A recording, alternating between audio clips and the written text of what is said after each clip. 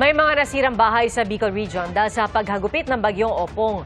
3 ang naitalang nasawi sa Masbate. Saksi si JP Soriano.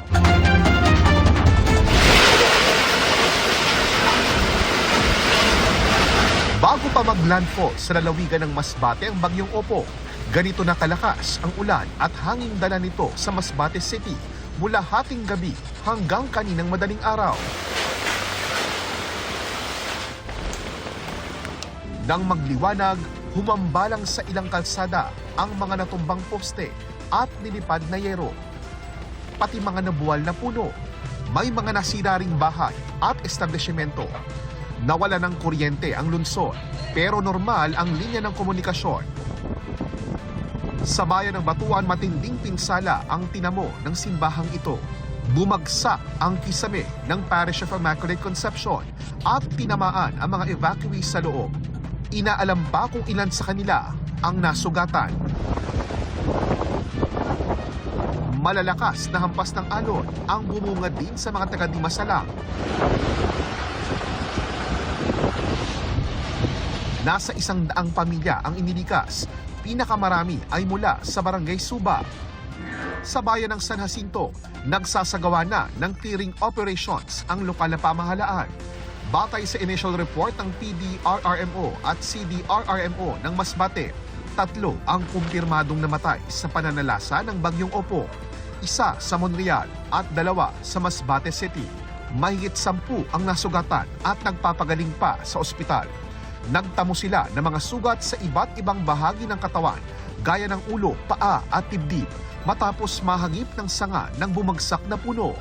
Tinatayang 26,000 residente ang apektado at nasa evacuation centers ayon sa Masbate PDRRMO.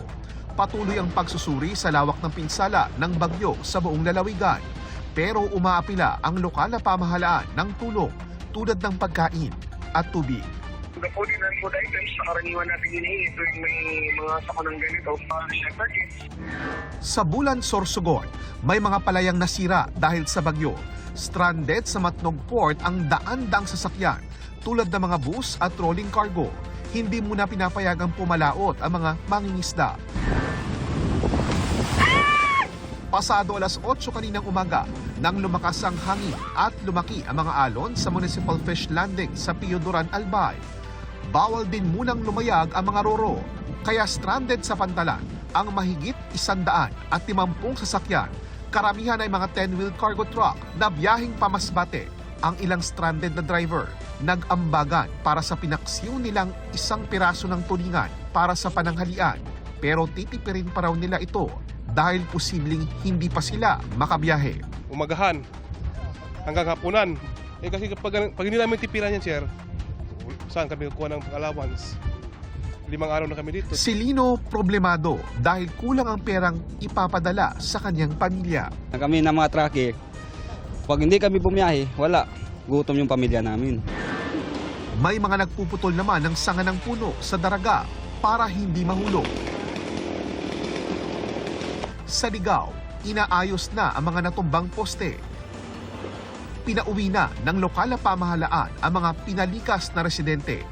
Ang GMA Kapuso Foundation nakarating na sa Albay at sinisikap na makarating sa Masbate sa lalong madaling panahon. Sa lalawigan ng Catanduanes, mahigit 20,000 residente ang naapektuhan ng bagyo. Halos kalahati nito ay mga taga-bayan ng San Miguel. Ayon sa Office of Civil Defense, nasa proseso sila ng pagberipika ng naiulat na 4 na nasawi sa Bicol Region dahil sa bagyong Opong. Mula rito sa Albay at para sa GMA Integrated News, ako po si JP Soriano, ang inyong saksi. Mga kapuso, maging una sa saksi. Mag-subscribe sa GMA Integrated News sa YouTube para sa iba't ibang balita.